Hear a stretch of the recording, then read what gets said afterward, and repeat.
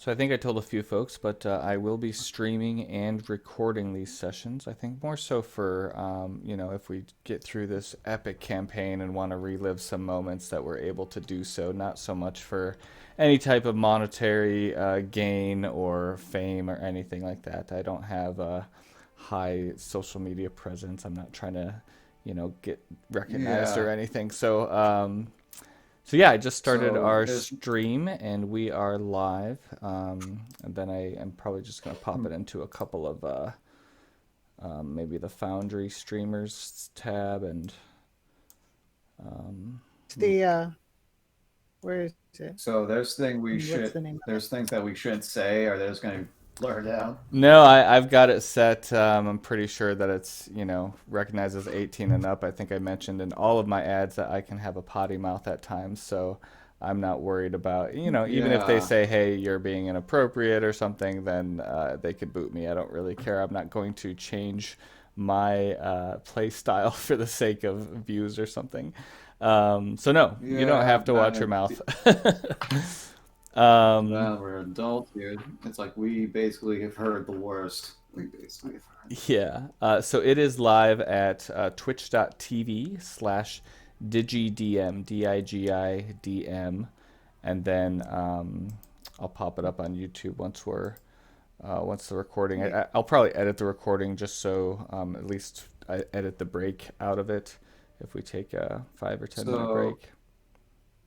so this is session zero or Yeah, this what? is session 0. We're not going to be doing any actual gameplay today. I might pop folks into just a open grid map just to get the feel for moving your character around and casting spells and making attacks and such, but nothing's going to be gameplay, if that makes sense. Yeah, I understand. Yeah, I'm hoping Happy Potato joins us, so at least we have. I think they just popped Yeah, in. yeah, it popped up. We can't hear you. Hello? Oh, there we Okay, go. now we can now we can hear you. Excellent. Welcome. Kinda Happy Potato, not a whole Happy Potato. Only He's slightly. he Only got slightly. he's like a hat. He got eat. There's a bite mark out of him. He's not happy. Yeah.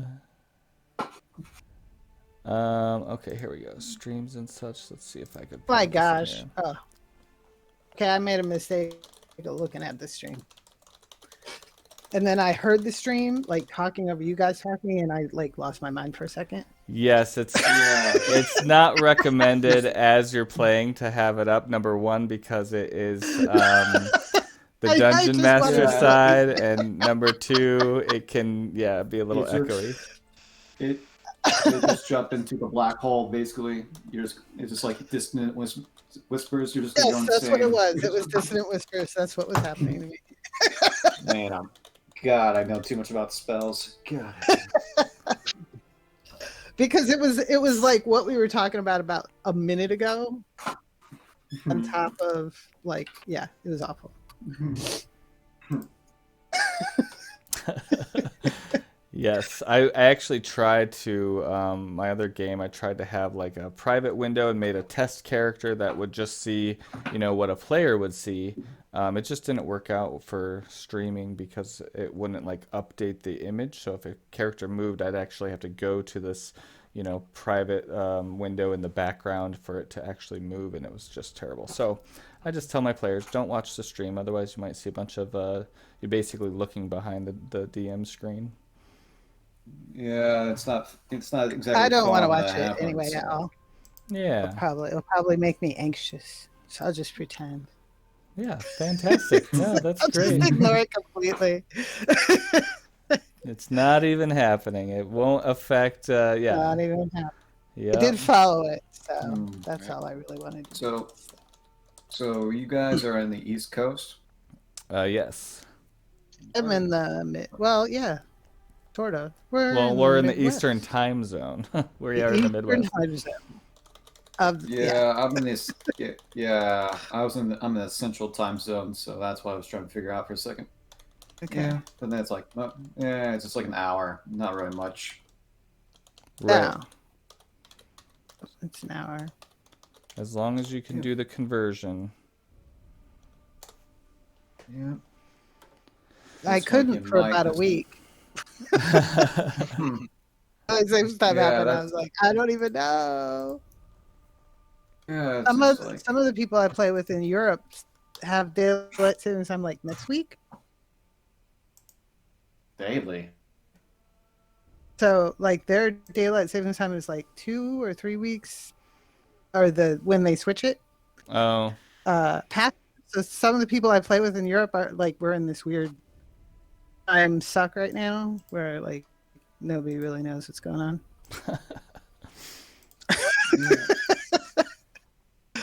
Yeah. oops. So how exactly you get this stuck with the name Morning Bird anyway? I You picked just it. like- I chose it. I like it. Stuck with it. Yeah, it just sounds like a superhero name. That's what, it's I like, am a superhero. that's how we all. Yep. See the weirdest symbol in the sky, but it just flies away. Yeah. Huh. It does not like your token path. Okay. That's fine. All right. So we've got Saren Fonthid. Is that right? Yeah, I wanted to make a foreign name, and that's like, yep, that sounds foreign. That's Perfect. Let's so we'll just briefly go through sheets here, and you guys can ask me questions, and then I think maybe in about I don't know, 7:30, 7:45, depending on where we're at with just getting everyone's sheets set up, we'll shift into just the overall rules structure, that kind of thing. And it'll probably be easier with just the three of you doing character sheets and stuff. And then we'll just take it from there. So any questions right now? No, None for me. not for me. Okay. What class was ever? Okay, I just got like a question for everyone else. Yeah. What kind of class was everyone else? I'm a Yeah, ranger. that's what I thought. Yeah, that's what you chose. I remember that. That's the weird thing about. Don't you get like a weird metal bird in this thing? Yeah. It's like what? It's like why doesn't the Ira Fisher just get that clockwork bird? That's what I'm thinking of. Sure, yeah. It's only weird right now. Wait till she uses it. Then you're going to be like, I love that bird. Super I bird. associate because in Greek, real Greek mythology, Athena has a clockwork bird. Yeah, it's just like, and it's like no one's questioning why. It's like, nope, just clockwork bird. Makes That's sense. what I immediately thought was Athena's clockwork bird. And someone also I- mentioned to me when that there's a movie has a clockwork owl in it. That's Clash of Titans or Right. something. Yeah, it's like I Yes. was thinking of that. So it's like, I not don't it's not remember- out of nowhere. Yeah, There's it's like, there's yeah, Yeah, this it's world, like, what- content. Whatever your conceptions are about a Greek epic kind of D&D game, I would encourage you to throw them out. There is no Zeus, and there's even automatons in this world, so, you know. Oh, there's automatons in Greek mythology. Oh, perfect. Hephaestus made all kinds of automatons and a Yeah. clockwork bird. Well, yeah. So it's like, Oh, it was so- very- More bird. it was not, yeah, it was an owl. Yeah, I know. I remember because it was on my final exam for my Greek mythology class. And I was like, Nice. what did Hephaestus say? I don't know. Yeah. And that's actually Yeah, another it's like point to bring mythology. up. Not only am I not a super experienced DM with only about a year under my belt, mostly online dungeon mastering, but I'm also not a Greek expert. So you guys, anytime you want to introduce or add little tidbits like that, I am more than open to Yeah. it. Yeah, I know this is bad, but let's just say I had a childhood reading books, and it's like the one that got me interested in was that one thing was like, what's it called? Percy Jackson. Uh-huh. I knew Yeah, way too much about Love Greek. Percy I Jackson. knew, Yep. And it's like I knew too much then. It's like, oh no, I know too much about mythology now. Well, See, my I'll kids never love understand. Percy Jackson, but it drove me crazy because the whole time we're reading it, I'm like, this is wrong. This is wrong. This is ridiculous. This is Yeah, total mischaracterization. Yeah. yeah, but it's But just I like, kept it to but it's like myself when you, because, you know, yeah, kids. it's like I just, I forget, yeah, it's like I don't even remember when I read that stuff. It's like I read it, it's like, huh, that was something. okay, They Sarah, have No, Saren, can you tell me your race and class for Saren? I would call them a mixed blood. What it means is, what happens when you have two half creatures have a child? And I would just call it a mixed blood, basically. Okay, Half orc and half elf, okay. basically. So, and it's like, huh, well, that's different. It's like my brain just made that up on the spot. It's like, Sure, what class that did is you end up going very with? weird. Rogue. All right. I liked it because I could use a shield and a spear. That's what got me interested. Sure. A rogue? Yeah, in this one, they got a subclass. They can have a shield and a spear and a trident. So it's like, huh, that sounds kind of cool. Yeah, that's Now pretty I'm just, this reminds me of that video game. Too bad there's no Spartan kick anywhere. You can instantly kick anything off a ledge. Okay, so I saw that you were getting pretty comfortable with your sheet. You have 2 daggers, and so if everyone goes to the inventory on their sheet, maybe we should just do like a sheet overview, huh? Would, Friday. would that be helpful? Yeah, if we go to basics, I guess. If it's just like just so we know, if we both all understand it, you know. Sure. So, yeah, right at the top you have a bunch of options. You can pop out your sheet if you wanted it to be on a separate window or something. But the first option I want to bring to your attention is this little cogwheel that says sheet. You actually have the option to change the style of your sheet. So for the purposes of going through the sheet, we're going to stick with our default 5e character sheet. So under default sheet, it should say this sheet or default sheet, default 5e character sheet. So, but later on, as you get more comfortable, each person, their sheet can look different based on what style you like. So just keep that in mind. So later in the game, if you're like, oh, this is where that button is, it might not be there for another person who chose a different sheet. Yeah, yeah, but this is easy enough to understand. Sure. This is a good. I've played with a few different sheets, and this is the one I like. So the token button kind of determines everything for your token. Now, it's important to, well, I guess yours is connected, so it doesn't matter too much, but your token name, a lot of the stuff I already mess with, so I like display name to be hovered by owner, and I'm not even sure how much you guys see of this stuff. Yeah, I can't. There's no token I option. can't see where update my my name token. is. I don't get the token thing on Okay, here. perfect. I was gonna say, I was like, Yeah. if they let you mess with that, I'd be surprised. So don't worry about Yeah. that piece. So yeah, let's Yeah. check out the sheet here. We have on the far left, or let's start with the top. We have name.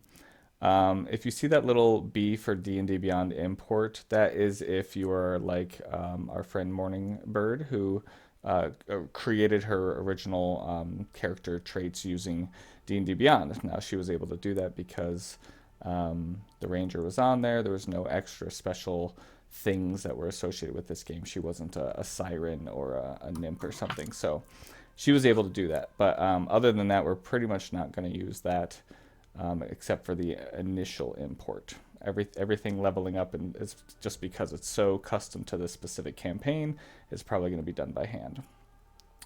You see the top right, it tells you your level. We're not going to be using XP, we're going to be using milestone. So don't worry about the XP, and I might even have an option to get rid of that. But Yeah, that's fair. sure, you got your race, your background, your I alignment. changed mine to Amazon.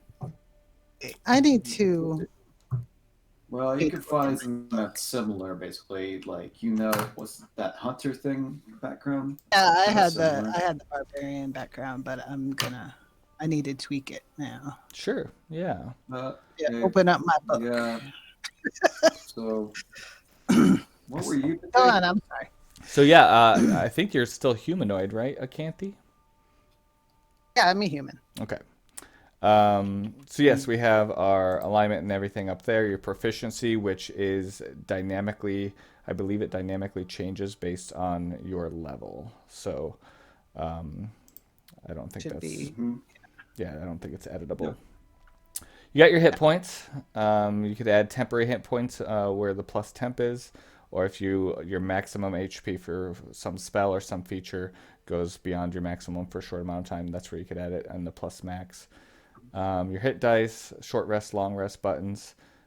These will, if you just press one, it'll give you a little option and says, is it a new day and do you want to roll to take a short rest? And it recharges all those things that recharge on short rest or long rest, depending on how the item is set up.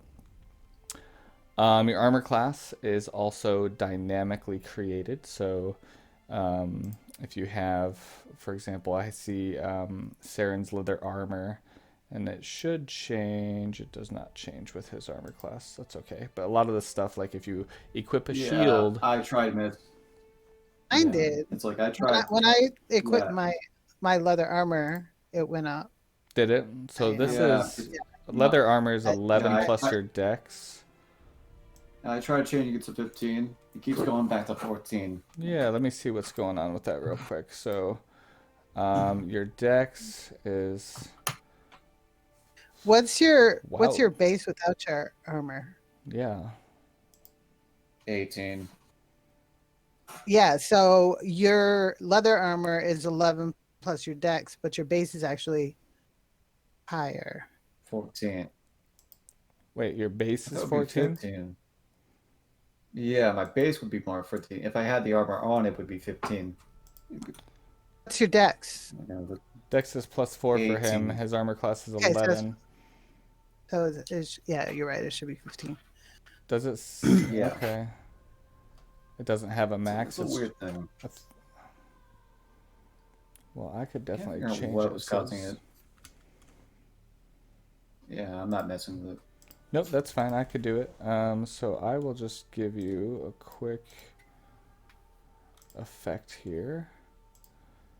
Oh, it's not going to let me do it. Say, So this is what race were you? which for who? Acanthe? Okay, yeah. What's wrong? No, never mind. She's a human. I'm So saying potato. oh yeah, potato. What Yeah, race never are mind. you? I was gonna play a siren. Fantastic. That's cool. Doesn't it have that weird mood swing feature? Yes. It just like it goes happy from one day to sad the next day.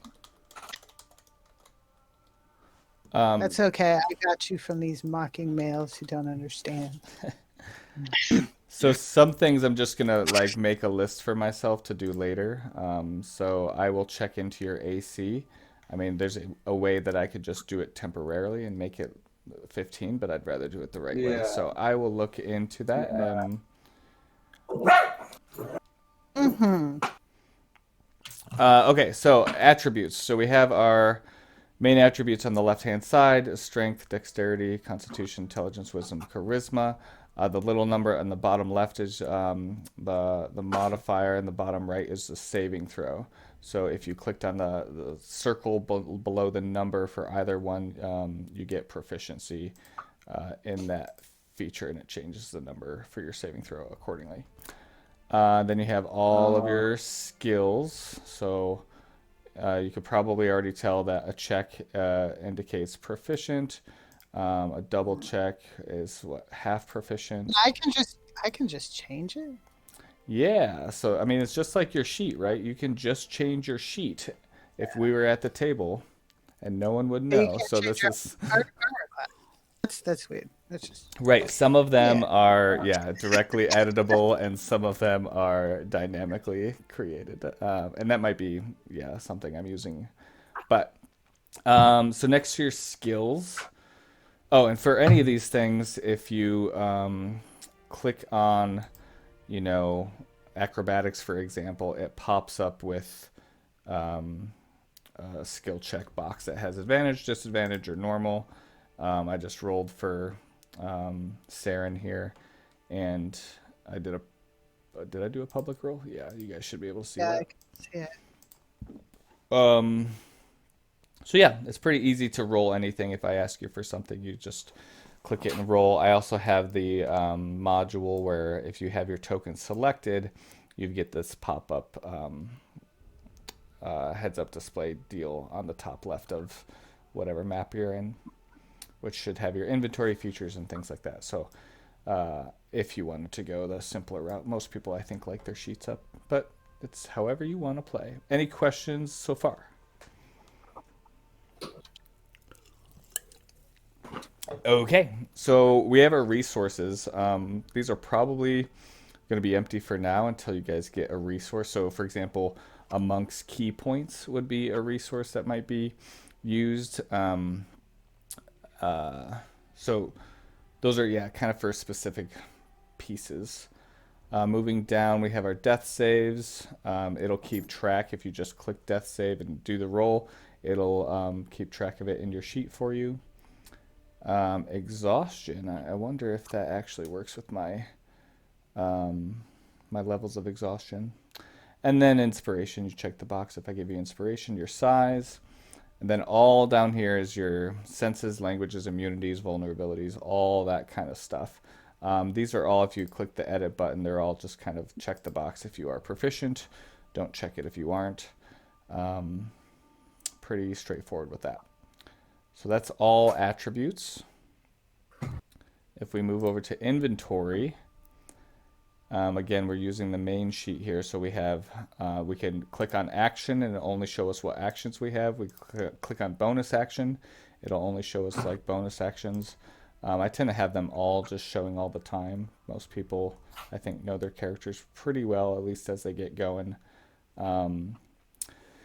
So I'm looking at Saren's sheet here, and he has all these weapons in his sheet, but none of them are equipped. So if you look at any weapon in your inventory, there's a little shield that is probably grayed out if something's not equipped, and then you just click it and you equip it. Yep. Oh wait, that's what happened. Now okay.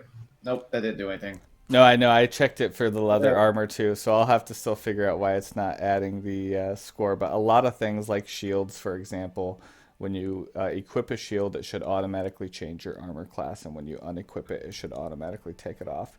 Another piece, I'm going to edit Saren's short bow because there's this fancy feature under an item's details where I can change his resource consumption to ammunition and click on the 20 arrows he has. Now, every time you shoot an arrow, you're going to lose one out of your arrows collection. So that's fun. Yeah, it's a neat fixture. Just gotta gather the arrows, as long as they don't explode. Yep. And the rule I think for that is about 50% of the arrows you can collect if you ask to. Is that right? Is anyone? I'm pretty sure that's what it is. Yeah, you can collect half your arrows. Yeah. Yeah, arrow rolls are always different.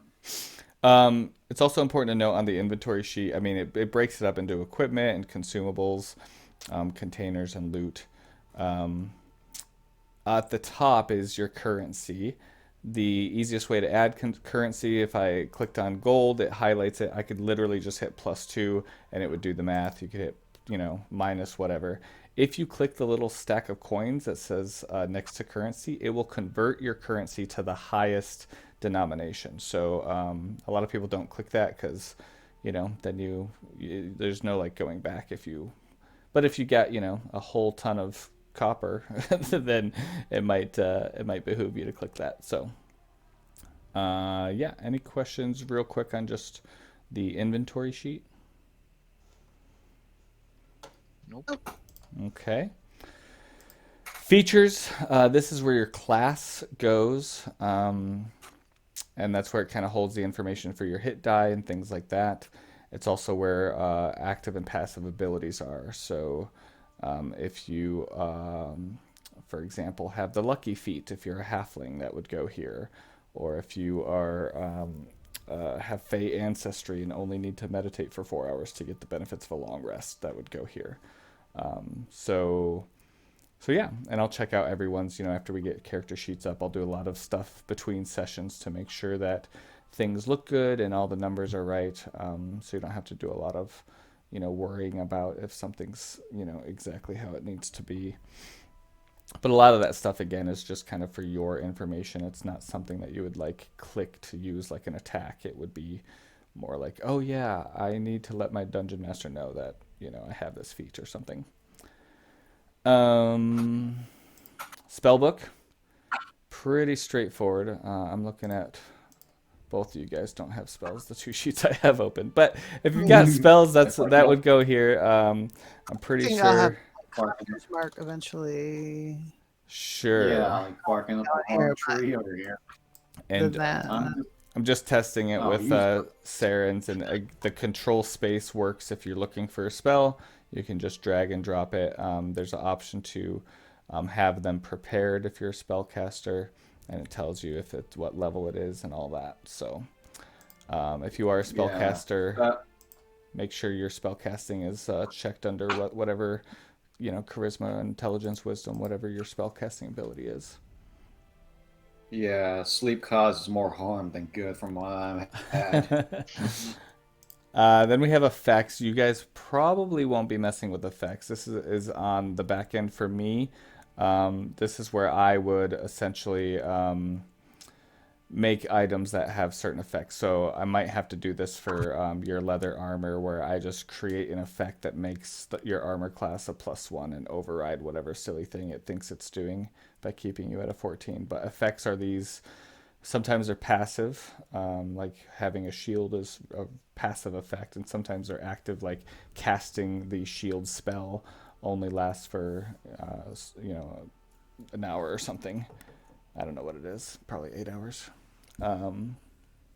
So I've got systems and modules built in that will keep track of time, and if you have a spell that only lasts a round, for instance, it should... Hopefully, once all this is set up proper, it will just disappear after a round, and we won't have to remember to do things like that.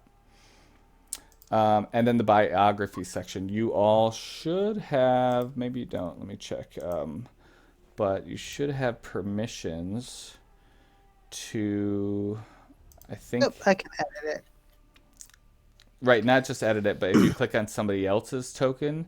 I think your party's token, you should be able to see everybody else's biography section. Mine needs to be fixed, so Yeah. I'll look too hard at mine yet. But it's important to know that your other players can see this, especially because in game y'all don't know each other yet. But this is a little teaser for first session and some homework that I'll give you more clearly later tonight, but you all know each other well enough. You are well-known heroes, adventurers, and you've all heard of each other. So we're going to play a little game in session 1 using that information. So, but that might not be what you write in your bio, so don't worry too much. But whatever you write in there is what other players will be able to see. Okay, so that's a sheet rundown. Any questions on just editing sheets, adding items? Okay. I was going to say we can get super into because each item, you can add and get really down into the nitty gritty of what it does and how it affects damage and all that. So, so do I have to modify it based on where styling weapons are a lot different? Basically, the short sword would be a Copus, basically, or a Cyphus. Right. They're different in terms of it's that brass alloy, but the mechanics are the same, right? Yeah, it's you don't have to rename it. Just yeah, you could rename it. That's totally fine. I think it would be great to rename them just to have a little of that flavor, so we know that we're not using short swords. So I can fiddle with my inventory here and rename and maybe even homebrew whatchamacallit, which I will... The chakram? That's the thing. Yeah, I think I'm pretty sure that there are stats for that. So let me actually. Yes, I see there are stats for it, but it's not probably not in here unless you've pulled in something I'm not aware of. Well, I definitely made a custom one already. Okay. But this one, There it I think it's a weapon that is a special 1d6 one. slash. Yeah, I think I have one that you may find in the world. It's Okay. a mithril forged one, so that I don't think you'll get that one right away. No. Do you have Yeah. one right away? No. No, I don't have. Well, it says that. Yeah. I don't think you get the item right Says, away. I don't think you get oh, but I think that it's actually a weapon for Oh, I see it right here. Yep, listed it's. under the Amazonian Conclave Ranger Oh, I see it right as here. weapon chakram Um, with my Stimfay, which is a little owl. yeah, so each huntress is formidable in close quarters with her deadly Copus blade, but she also trains with an exotic ranged weapon called the Chakram. Right. Okay. So the Copus blade is probably a short sword, right? Yeah, I could double check Yeah. that. And then Yeah. this. Yeah. Yep. Let's look it up. Show you what a copus looks like.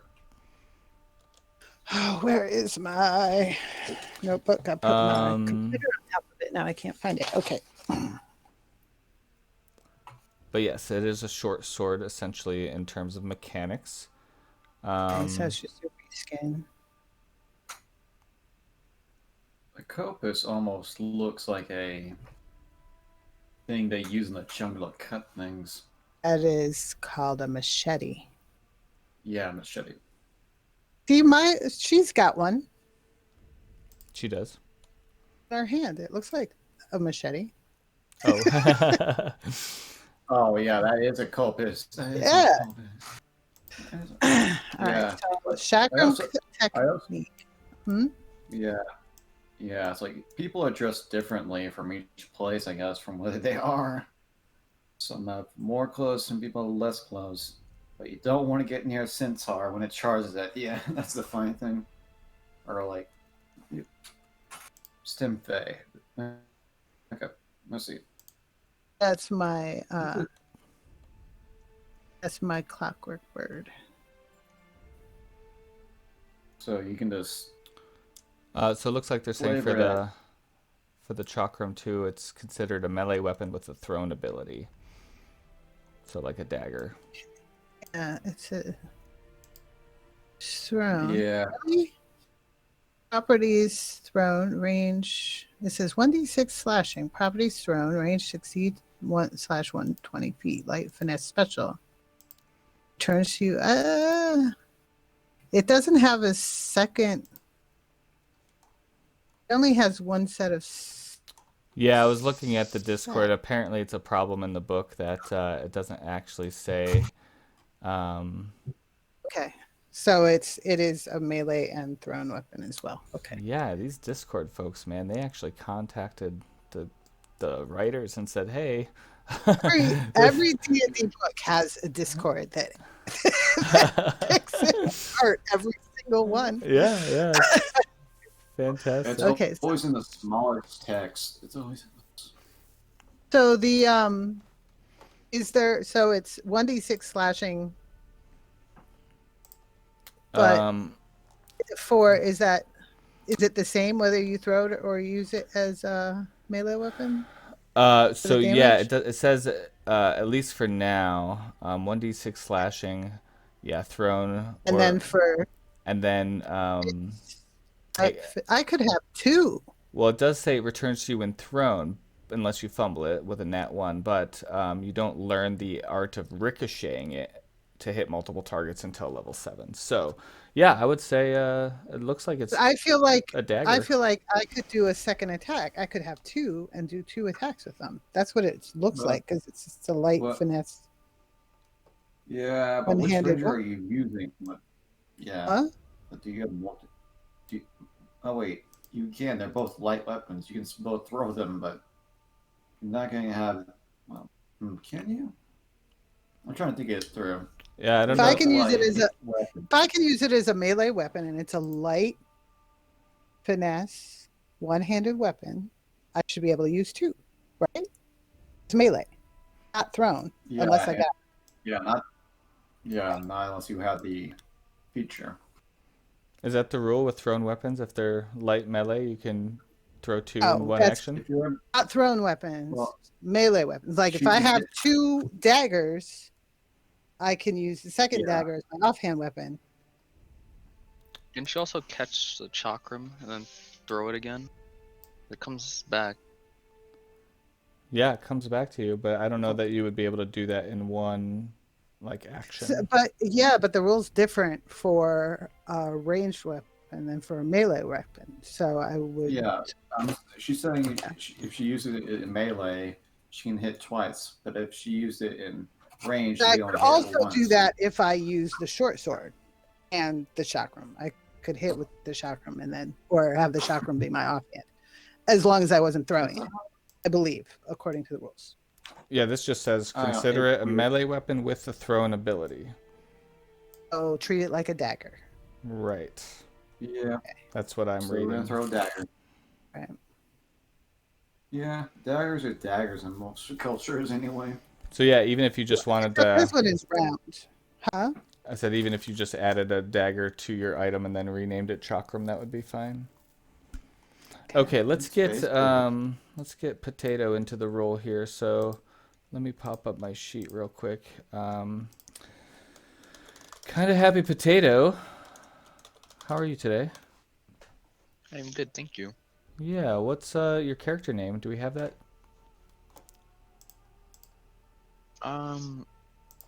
It's kind of fumbling on the name of it. Sure. What's it today? How about we do that? So you guys have room to change it if your minds change. But what is your character name today? I was gonna name her Ashaya. It's not a bad name. Ashaya. Nice. Okay. And race and class for Ashaya? She's a siren, and then class I was thinking of choosing the warlock. Ooh. Fantastic. Yeah, that's kind of cool. That kind of cool. The goes into Fates cool warlock? thing, though. There was one from Xanathar. I think it was a celestial one. Okay. So we might have to spend some time creating yours as we go through. I guess I could do that now, but you guys can ask other questions as I go through the Siren character, and we'll just kind of build it. This would be the No way. only no challenging way, I've part seen- of doing a custom campaign like this. Yeah, what I had to manually Yeah. input it, right? Like all the abilities. Yeah. Yeah, I got it up here. Yeah, So let's see. Yeah, it's like you can't copy paste. I tried doing it. No, and don't worry about abilities. I could do that stuff in the background too, because I probably have some of that stuff already made. So let's just get your numbers in. So your charisma score increases by 2. Do you have your standard array picked out yet? I do not. Okay, let's start there, because then we could add these things to the standard array. So I think your highest would be charisma, right? Yes, that is true. So standard array is going to be 15, 14, 13, 12, 10, and 8. So you said 15 you want in, did you say charisma?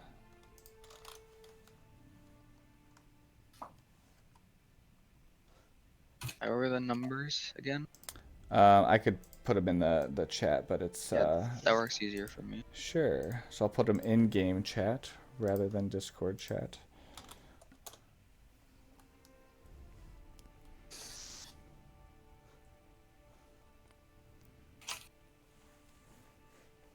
So yeah, for a warlock, is a warlock's spellcasting charisma? Yep. or at least for the Songs of Sorrow.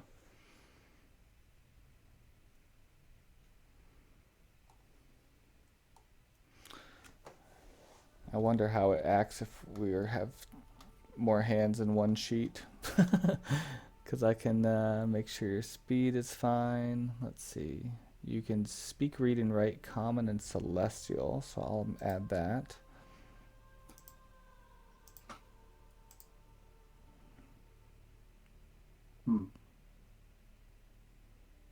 So what I'm looking at right now, I think I wanted to put the charisma bonus into the 14. Okay, you want charisma at 14? What do you want your, let's start at the top. What do you want to be 15 for your base ability? It would be my dexterity. Okay. And then how about 13?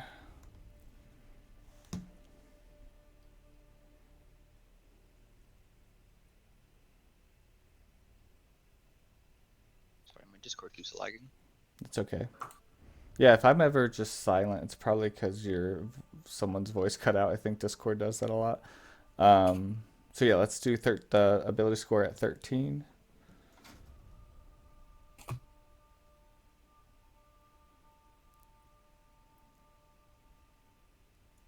don't know why it keeps freezing for me.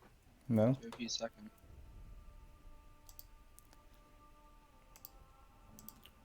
Oh yeah, so 13 for Constitution, sorry. You're fine. Constitution 13. Excellent. How about 12, 10, and 8? 12 for my Wisdom, 10 for my Intelligence, and then 8 for my Strength. Okay. So, according to our Odyssey of the Dragonlords, your charisma score increases by 2, so we'll pop that up to 16. And your dex increases by 1, so that's 16. Your age, you're mature the same rate as humans. Your alignment, I'll let you mess with your alignment, but this is kind of a rule for everyone. This is definitely a campaign for heroes. This is about being a hero, saving Thylia, and perhaps even rising to the status of a god yourselves. So if you were hoping to be evil or something, this, exit now, because I think that's not going to fit in this. Well, I'm saying I'm going to be a mixed hero. It's just like, you seen these people in these Greek things? They're not good. Most of these people are not good people. Right. Yeah, and that's it's not going to be squeaky clean. There's definitely lots of challenges that are very Greek themed in terms of you're not the hero for a 12-year-old, but you definitely have the end goal of trying to save the land. You may kill some innocents along the way, though. Who knows? They got caught in the fireball. It was in the name of justice. That's right. Okay, so your size is medium, your speed's 30. I added your languages. You have advantage on performance and persuasion checks made with your voice, so that's a feat that I'll add. And you can hold your breath up to an hour. That's fun. Then the whole wavering emotions thing, which I'll add. You have a flying speed of 30 feet, but you can't be wearing medium or heavy armor. So let me add that to your speed. I guess that makes sense with a warlock. They can't exactly wear heavy armor either. Nah. And then your Songs of Sorrow. So I will add your feats, but other than that, we move on to, let's see, that would be race. Your class is the warlock. So let me pop open. What kind of options do we have for warlock? Have you looked at the player's handbook for this yet, Happy Potato? I have. Excellent. Warlock.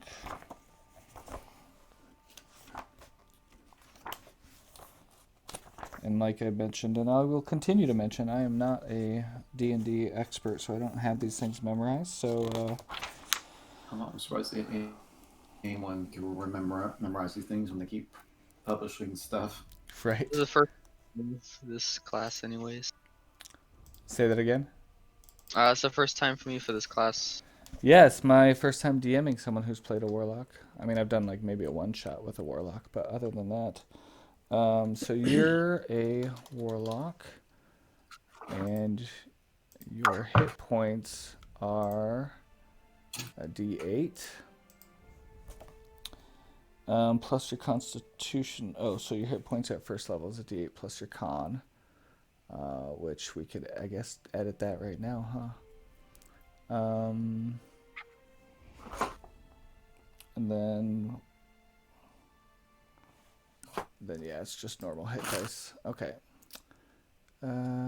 So level 1 warlock.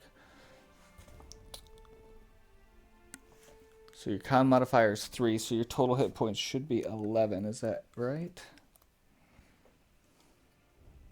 My con is 13. It is a +1 for the con. Oh, I'm It'd sorry. be a I was +1. reading Dex. You're right. That's Absolutely. okay. So yeah, that puts you at 9 for hit points. Thank you for correcting me. No. You are proficient in light armor, simple weapons.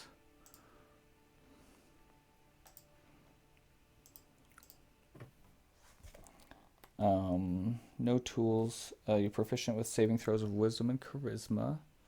So again, that's should just be that box. Wisdom, charisma. There you are. And then you get to choose 2 skills for proficiencies. Arcana, Deception, History, Intimidation, Investigation, Nature, and Religion. Which 2 would you like? Deception and investigation. Okay. Deception and Investigation. And then we've got equipment. So a light crossbow and 20 bolts, or any simple weapon. Crossbow sounds good. Okay. So at any time, even later in the game, I don't know if you heard this part, but if you hit Control Space with your with your sheet up, I'm literally just doing it right now. Hit Control Space. I see light crossbow, and I just drag and drop it into your sheet, and it pulls it in with all of its stats and damage and stuff. And then I'm going to do the same thing as just Control Space. Oops. Opened up another window somehow. And then type in crossbow bolts. And I'll just edit that so you have 20 of them. I do like to keep things, I don't know, I'm somewhere I think in the middle between a super stickler when it comes to like realism, and also not going to the other side of thing, like, oh yes, you could carry 3 elephants in 2 days. That sounds like normal. So I try to be in the middle, but I do like the idea of, at least because the system does it easily, of keeping track of things like crossbow bolts. So I'm editing your crossbow right now to use the ammunition of your bolts. And so your bolts will automatically go down when you shoot. And I'm going to equip your crossbow for you. Next is a component pouch or an arcane focus. What is the difference between the two? Arcane focus is something that you use to cast spells. It's kind of like whether it's a staff or a charm on a necklace or something. It's I think crystal ball. Yeah. It can be any object, really. Yeah, I think even the component parts. I think both of these things are really for flavor, aren't they? I had one. I had somebody that had a pocket watch they used as an arcane focus. That was pretty cool. Nice. So yeah, for flavor, the arcane focus is definitely going to be just whatever you use to concentrate your magic through. But a component pouch, I think, is kind of the same thing. As instead of it being an object that you focus your magical energy through, it's like you hold all these, herbs and Just put ingredients. ingredients, right? Mm-hmm. So it's kind of just flavor. None of it's really Mechanical. I'll go with the arcane focus then. Okay. Do Do you have a specific arcane focus that you have in mind? A necklace. A necklace. I wonder if... Yeah, they're not. Okay, we'll just create arcane focus necklace.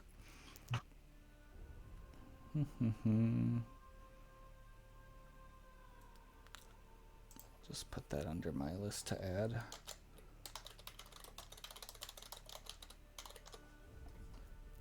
And then we've got Scholars Pack or Dungeoneers Pack. So this might actually affect gameplay a little bit. A Scholars Pack, I think, has more...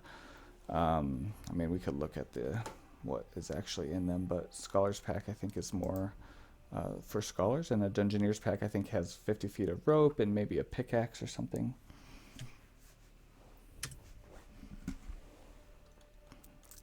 Let me see if I could find and tell you exactly what is in them. It might be easier just to look in the player's handbook than anything digital, huh? What exactly is 5 days of rations? 5 days of rations? That means you can eat for 5 days. Yep, it's just food Okay. and dehydrated meals, bananas. Okay. Tasty banana. Yeah. Maybe not Jerky. bananas. I was gonna say maybe dried bananas. Trail mix. Yeah. So a Dungeoneers Pack. That's got like a crowbar and Oh, there's torches in it too. Oh, I'm food. Oh yeah, do sirens have... torches. I didn't see dark vision as part of your class, did I? I'm the only one that has dark vision. I'm the only one. I don't have dark vision. Nope. Only one that has dark vision.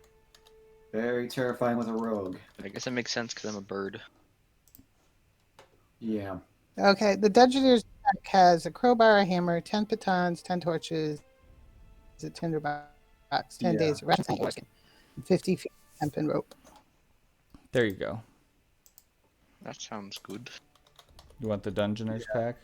Yeah, I'll take a Dungeoneers Pack. That's not in my list either, so I'll have to add that. So another thing. What was the other option?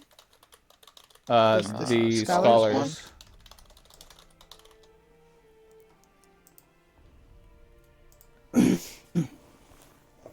And then you get leather armor, any simple weapon, and 2 daggers. So I'll add your daggers. That's easy.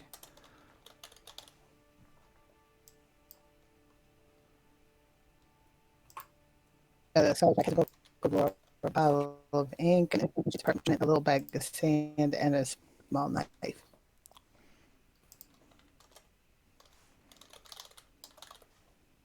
You cut out a little bit, Morning Bird. Will you repeat that again, please?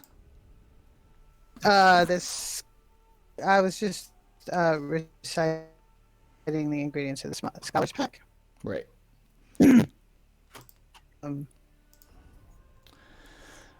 Book of lore, a bottle of ink, an ink pen, 10 sheets of parchment, a bag of sand, and a knife. Like a small, Right. kind of knife. So you're sticking with the Dungeoneers Pack? Pen knife, I think. Potato? Yeah, Okay. I'll stick with the Dungeoneers Pack. And then any simple weapon. So you got the 2 daggers, you got the leather armor. What simple weapon would you like? Is it like a little sickle? Yeah, is that considered a simple weapon? Let's see. A sickle is a simple melee weapon. Yep, I will give you a sickle.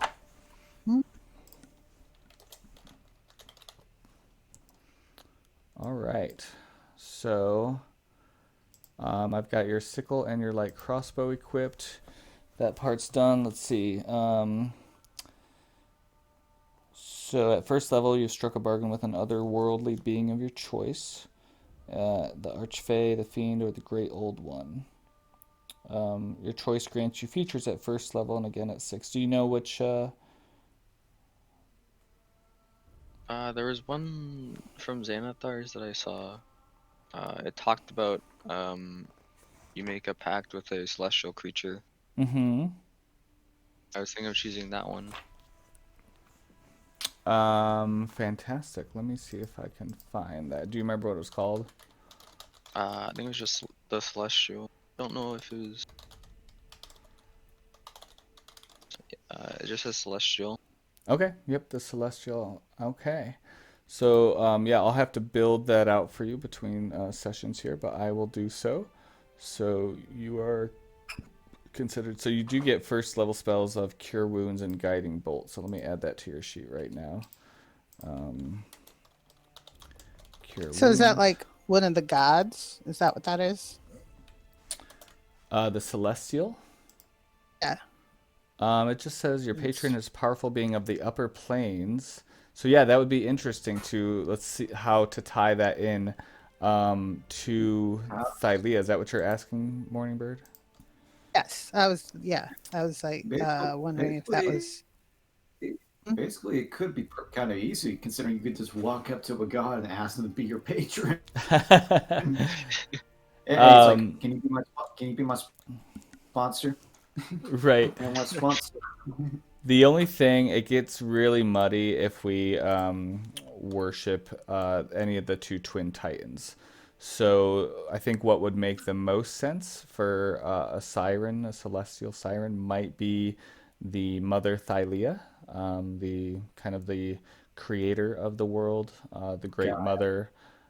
You could choose. it's There's a bunch of There's a whole lot other of gods titans. too. Yeah, there's the There's like five yeah, gods. Yeah. yeah, and 5. I was gonna yeah, say 4, but there's yeah. 5. Yeah. Basically, basically, I'm an There's outsider. I never chose my there, god, but I'll just choose one later on. Yeah, and I don't even know that you there's need to choose one, but for the warlock, I think she's special. Yeah, Very special. that, um um, I'm an outsider, so I just praise a different god. They don't really like it, but I do it.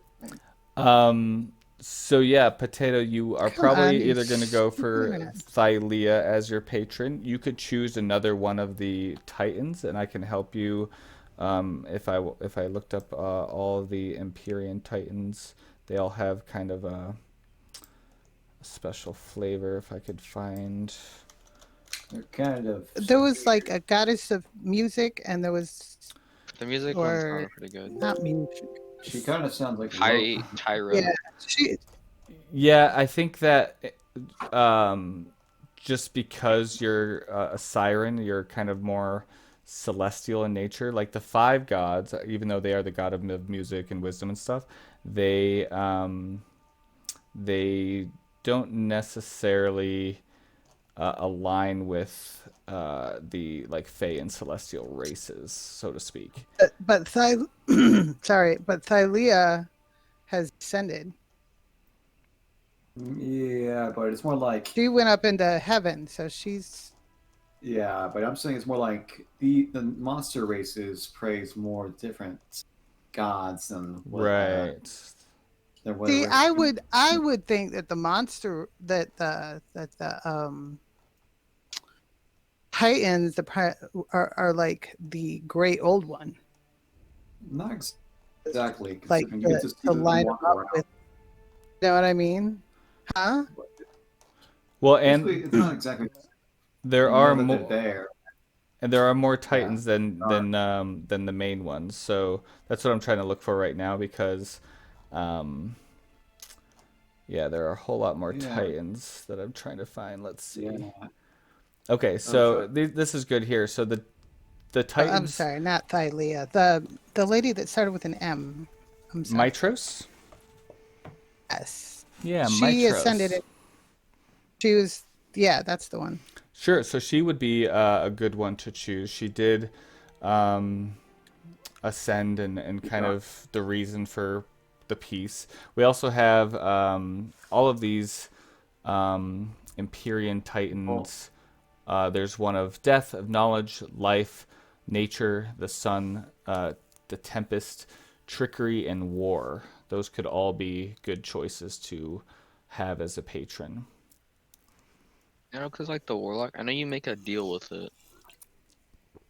Mm. Does that mean technically I have to worship it, or is it just like I'm bound by this deal? It it's it more means it, that you have promised them something. and it's more, and then they'll give you the power. Basically, In you're the exchange conduit as for part them. as their part of the deal. There's different ways that it operates. Okay. So you could be their conduit, their Okay. representative on Earth. The power is coming through for you, or Yeah. say you have to Yeah. do this thing for me, and I'll give you the power to do it. Okay. You Or want an there's a lot of example? What's You that? know Ghost Rider? You know that's the example of a warlock. Ghost Rider, you sign that contract, you get the power, but he takes your soul. I have no idea what that is, but okay. Right. No There's one's ever some seen that there's some movie. type of give and take to it. Yeah. So you don't necessarily Basically, have to worship them, but you owe them something. Oh, okay. There's some deal there. Yeah. Like if like brink of death, and it would reach out, and I reach out for someone, Mm-hmm. Hmm. kind of it's like not. that. Yeah, you can flavor it as that way you want. That's kind of interesting. Yeah, yeah, you could. I mean, anyone could essentially reach out to their chosen or any of the gods because you have to remember too that it's not exactly a one-to-one like a lot of D&D settings. Like there are entire, villages that will make sacrifices to many different gods because they don't want to piss off any of them. Hmm. Yeah, then it's like because the treaty's almost done or the oath. There's a lot more sacrifices to Titans. There's a lot. I'm still looking in, but basically, yeah, you set up something with your patron deity, and what is it? There's a warlock section in the book, right? Trying to find it. Yeah. There's a warlock as the fates for the patron. There's or there is a Mm-hmm. warlock of the fates. Yeah. Oh, is that what? So your otherworldly patron is actually a trio of ancient beings, the Well, that's Fates. that's if he chose that one. Oh, so you're not going to that one. He chose Okay. celestial.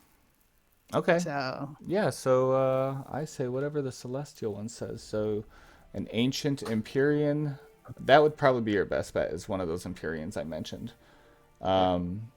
But it's totally up to you, man. This is your character. If you feel like she has bound herself to Thylea, or if she has, maybe she's even, yeah, bound herself to one of the living gods, so to speak, the five. Or even Mitros, who, Metros yeah, has a, Metros is not living anymore. right. She ascended. Just So what do you think? just keeping it honest. Yeah, you can. Yeah. So and you don't have to decide yet, but so I will make sure to put. So you have those two spells. You learn a couple cantrips, light and sacred flame. Um, and I will make sure just to build that out a little bit more for you.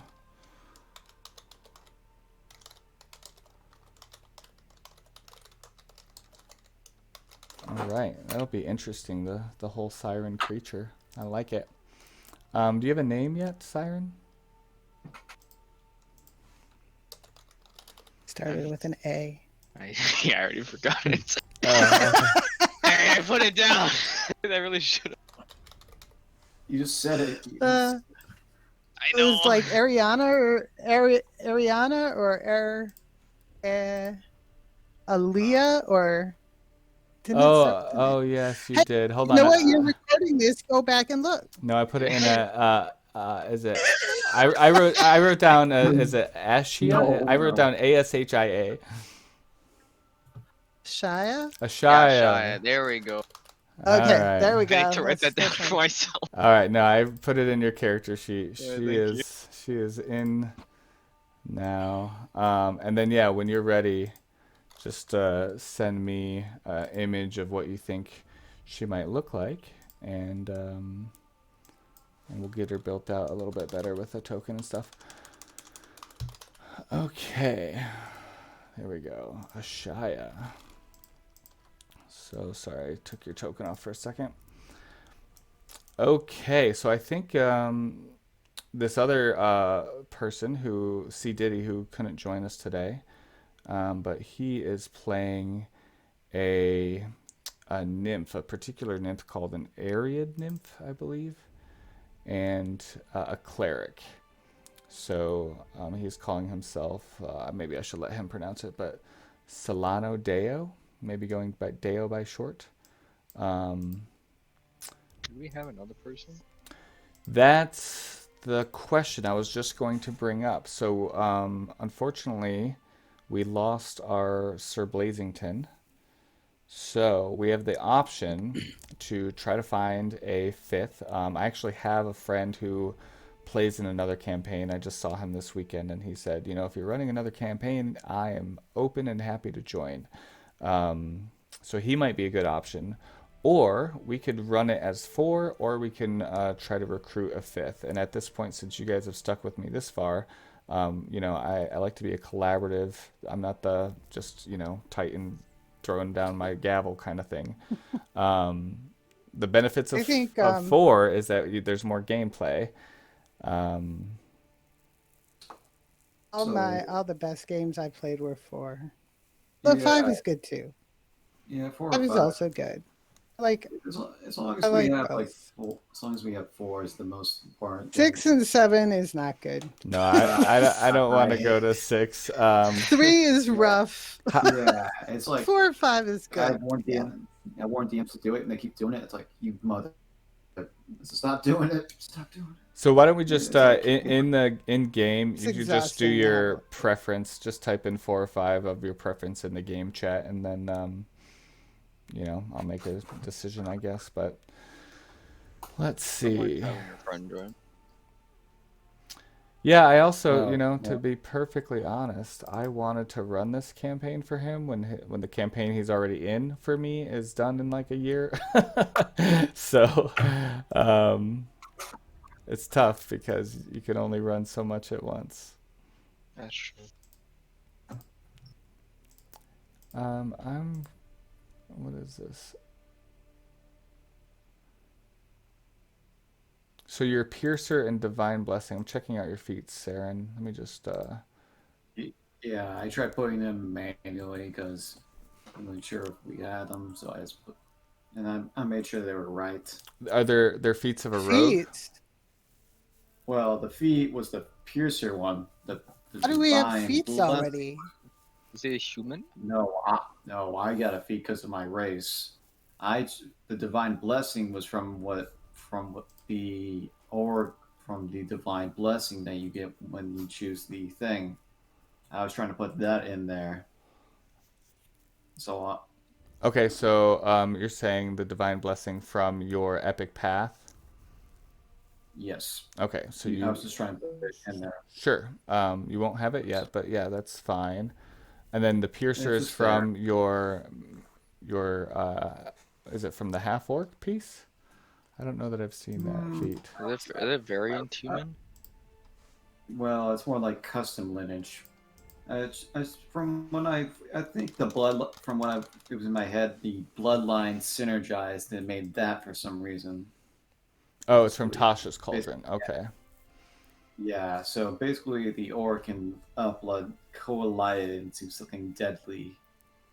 Something like made him he can easily pierce things easily more than any other person in the world. Okay, so I'm gonna look into that. Interesting.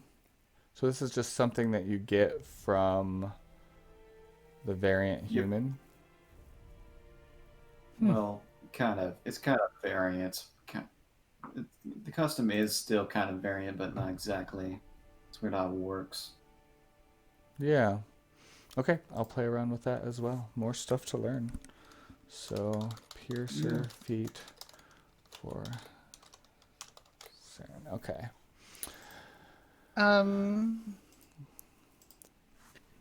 So this says on Doomed Ones, it says must be native to Thylea. I'm sorry, you cut out. Say that again. Okay. This says that the Doom one must be native to Thylea. Amazons are native to Thylea, right? Yes. Or are they not? You are. All right, just making sure. I don't want to break any rules. Yeah, I think the Doom. Oh yeah, because the Doomed one has special story bits. Sirens are from Thylia also, right? Yep, yep. Yeah. Yeah, they're they're the So most I get a native. And +1 bonus to my AC and all saving throws. yeah, that's a weird divine blessing, but it's not super broken. But it's like You said you're the the only thing. Doomed one. It's fine. You got a feat. What? Yeah, I'm saying Shush! So let's actually yeah. there's a few things that I wanted to go over before we settle on Epic Pass. So they have Okay. this nice little Dungeon Masters Session Zero guide. So let's talk about Okay. some of these things, which I think I meant to do earlier, but that's okay. So welcome to Session Zero. This is Odyssey of the Dragonlords campaign. It is a adult campaign, meaning that there are some themes that include adult topics and moral choices. So I want to bring this up right away. So some of the bullet points here. Themes around gender roles. This could be very fluid in game. Um, it can be something that challenges people, I guess. So I believe that our cleric actually, a lot of nymphs and especially his type of nymph may not even identify as a specific one side gender or the other. So keep that in mind. Racism may show up in the game against minotaurs or medusas or cursed ones. There is no racism allowed by players towards other players, so that's not tolerated. My initial post on looking for group on Reddit, they thought I was trying to create a game where people can be racist. So I have to clarify: it is against minotaurs, medusas, not allowed in the game It's against each other. Speciesism. It's speciesism. That's right. Yeah, Yes. There we go. it's like it's Speciesism. hard to trust And someone. kid friendly. Well, it's hard to trust someone when they can turn you into stone, basically. Right. Just like take out glasses. And I feel like I don't even know. I feel like if anyone's ever killed a goblin, isn't that kind of speciesism in almost every D&D It game? is. Yeah, true. Same for Yeah, but kobolds. they have a club and they hate I know. I'm playing a goblin in the campaign right now, and I feel very much like, there's a whole target on They me all the time. discriminate against Yeah, exactly. You know what? Well, This is a it's more, it's mad- kind of hard. Well, look, you A fight slight first. diversion. Go ahead, slight diversion. I'm open Just to a it. tiny one. Okay. So I'm a DM. I DM lots of games. And I've noticed if my players choose to the language, goblin or orc or draconic, and they run into kobolds, goblins, orcs, completely different situation than if they don't speak the language. Like they start like making real estate deals. If they can speak the language, they can't. They're just killing people. Yep. It's amazing. It's just an amazing like anthropological experiment. Yeah. It's very cool. And it's Huh? like, and it's like I've seen like a video game where the twist was, oh, they were actually nice. You've just been killing the monsters. You Oh, just couldn't right. understand what they were saying. So yeah, very much so. That's going to be here. There's also this whole theme of settlers versus natives. Not necessarily racism, but there is that component. There's also Yeah. slavery as a theme that might stir up some ethical concerns. Again, this is towards minotaurs. Child sacrifice shows up there. I mean, this is Greek tragedy as well as epicness. So there may be situations that are uncomfortable with child sacrifice, as well as prostitution. There may be other characters, NPCs that are the oldest job in the world kind of thing. Cannibalism and like nightmare kind of scenes that might show up. you may be presented with challenges, given a choice to be cruel. For example, killing baby monsters or goblins, like we've been talking about. So I just want to open it up and just to hear from all of you, just knowing that these things might show up. Any concerns? Any initial thoughts on that? These themes showing up in the game?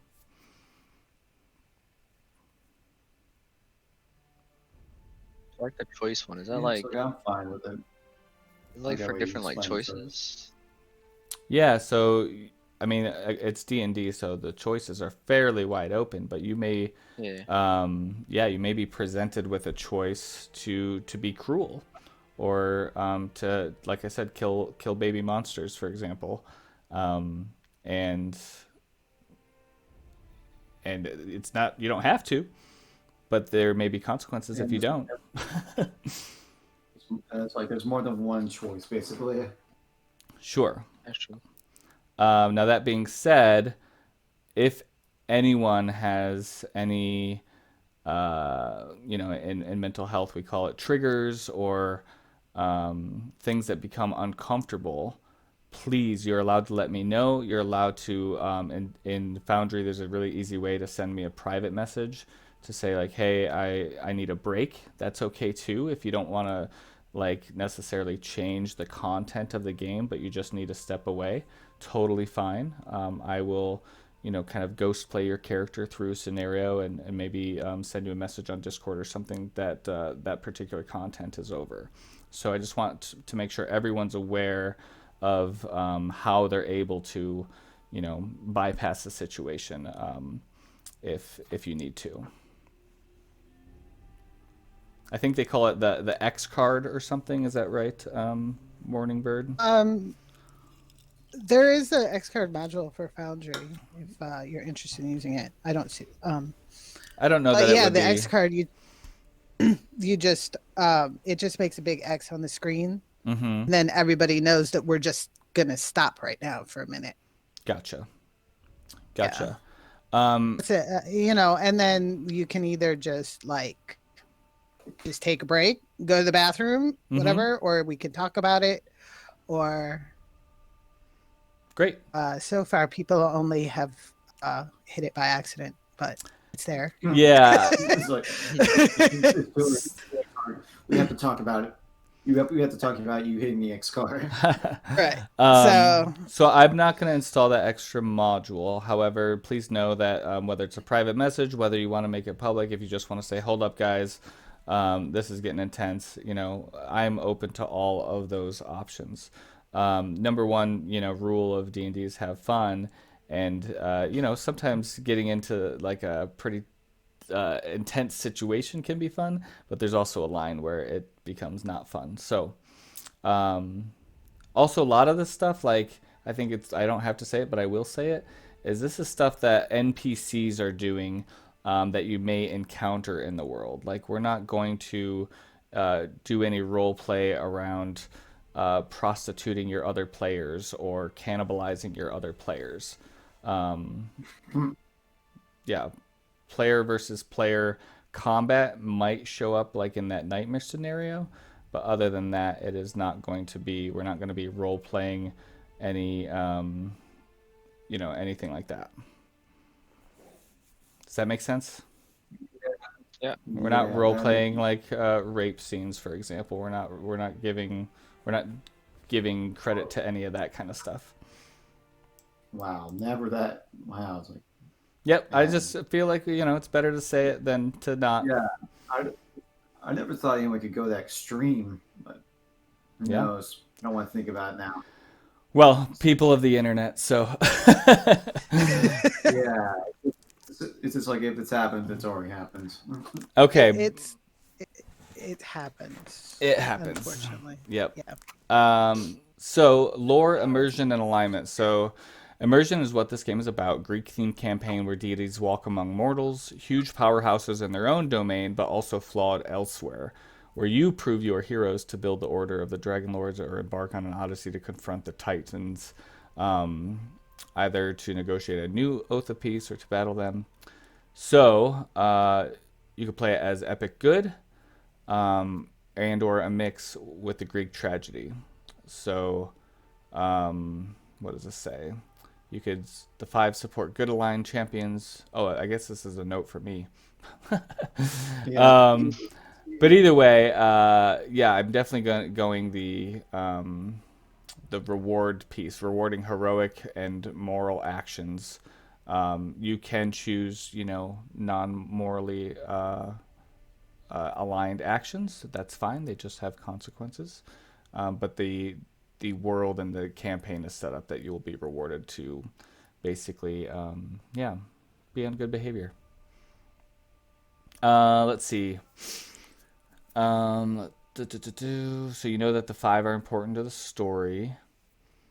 This is more of a note for our cleric, which none of you are. And as long as you don't choose Sidon or Lutheria as your god, then you're good.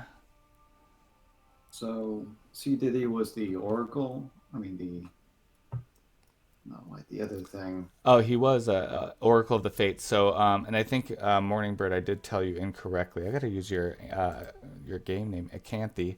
I did tell you incorrectly. There are definitely other oracles in the world. The Oracle, Versi, is the one that is the most well known. But you actually have a bit of an oracle in your party that you haven't met we yet. probably. Oh yeah, we probably have the Amazons probably have one that's like Sure. their own person Oh. too. Yep, and Probably. other oracles may not be as accurate or maybe a little fuzzy. Versi has gained her kind of expertise because hers come true or come to fruition. So she's gained a lot of fame for Could that. just be marketing. It could be marketing. So let's. One thing I wanted you guys to know before we did the epic paths is that they link your character's motivations to the campaign in an epic way. Your awarded items are examples, and some of those divine blessings will arrive later, or maybe even at the end of your path. Before we finalize them, the Lost One has less connections to the story, and that Demigod, the Vanished One, and the Gifted One feel more like main characters. Of course, all of this stuff can be tweaked, but that's kind of as written. So if you wanted to feel maybe more main character-y, maybe stay away from the Lost One. And let's see. Yeah, most of these restrictions are if you're a Thalian native. I just chose this Dragon Sailor because it didn't have the prerequisite on it. That seems kind of cool to have. Which one are you? Let's. Are you final set on yours? Yeah, the Dragon Slayer. I kind of like it. Okay, and you're Saren Fonted. Yeah. Okay. So we have our Dragon Slayer. It does say it would be best if someone was the Vanished One or the Gifted One. So I need at least maybe someone if they were leaning towards Vanished or Gifted One. Let me take a look at Gifted. I know a lot of them seem really familiar too, but I don't want to be Vanished because I feel like that would completely conflict with the idea I would have in my head for my character. That makes sense. But were you leaning towards one Morning Bird? Maybe I can help you. Oh, I was leaning towards Doomed One. But okay. If you want. So you come from. I feel like I'm just gonna be sulky. I'm not. I just feel like Acanthe is moody, and just thinks this whole thing is just something that she has to do that she doesn't even want to do. So she could be the gifted one, huh? She's an Amazon, and she's like all these other people that she has to hang out with. She's not really comfortable around. What do you think about the Cursed One? No, I don't like that one at all. No. I thought if like I had this doom, if she had this doom, that she would be like, okay, I got to do this to save my life. But Average Saturday. Oh, so you are looking at No. the doomed one. So if she was also the gifted one, she'd be like, okay, everybody expects me. I got to do this because my mom thinks I should, kind of thing. So Describe a teenager. yeah, I mean, from what you've told me, I like that one. Yeah, just because you've always shown remarkable promise, effortlessly mastering every activity. because I have like no charisma, so like That one would be I great. have. going out there to make friends. Um, so yeah, so that was my thought, that I was going to be like, I don't even want to be here. Perfect. You people are so weird. Okay, I'm gonna I Yeah, have to, because Do I have to? uh, go throw out the trash. so we got a gifted one, we got a dragon slayer.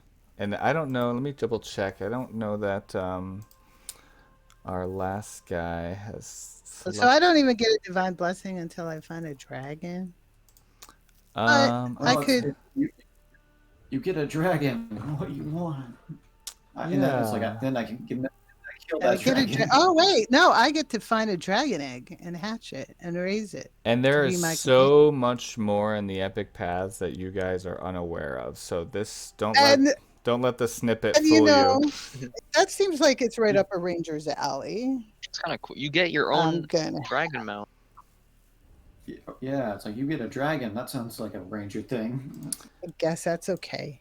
And keep in Yeah. mind for every She'll feel very superior when that happens. and What? for everyone there is an option to possibly, if like this is so many probably a year and a half or more down the line, but I believe that everyone would possibly be able to get a dragon if you roll the right dice or go to the right places. I don't think that I think there's a possibility even if it's not in your epic path, but if it's in your epic path it's maybe more likely.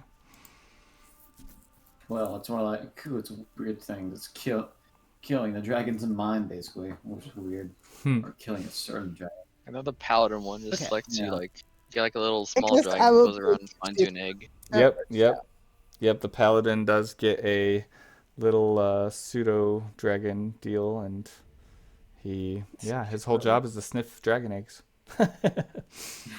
I Hmm. actually didn't even look at my cute little owl. I wonder what. Well, it doesn't have to be now. It could be I it has wanted different to forms owl. too. I already have its name picked out. What's the name? Hootie Tune. Oh, Natu. His name is Natu. Oh, I said hoot. Oh, it's not your owl. Get your own owl. Your own owl. I think You shouldn't see that. I think C Diddy's a little bummed that he's not with us. He's like trying to message me. Yeah. Okay, so Oh, tentatively, we've got Acanthe as the gifted one, Saren as the dragon slayer, and Ashia. Oh, I'm gonna mess that up every time. Shia? Yeah, Ashaya. I'm gonna have to put a note like shy. Okay, Ashaya. And we're still working on your epic path. Is that right? I was thinking the haunted one. The haunted one. Let me just. part holy, part unholy. You're just regular now. It's too late. Yep. Positive, negative. Just make nothing. Okay. Stimfay. That's what it's called. It sounds. I always think of a stingray when I hear that word. Lion Oh stingray. yes, the haunted one. When stalking her quarry. Okay, so it's like a falconry type thing. That's all. Yeah, And but it's like metal bird for some reason. Metal bird. because of Clash of Titans. Yep. Okay, so as I think that's the movie that it's in. the haunted Oh, one, you were probably a leader of your siren tribe, and came back and they were just gone, huh? Yep. yep. They just left. How does Ashaya feel about that? She's pretty sad about it, as akin to her like sorrow song. Mm. So she probably just would have waited and waited and waited until, in the off chance one of them had come back. Then she got notified from the Oracle that when on this quest, she would hopefully find some note of where her whole tribe had disappeared to. Hmm. Yeah, so maybe not notified, but somehow you yeah, felt like she would have that information. Okay. Because yeah, you all are kind of making your way to. Well, let me get a little bit more into this before we get into the kind of story stuff. I have to come up with a A what? battle cry. Yeah. I'm sorry, I'm reading through my stuff. No, that's Oh, I fantastic. also noticed on my character sheet I can choose a hype track. Yes. So just be. I didn't know they had that feature for you. I knew it was on my end.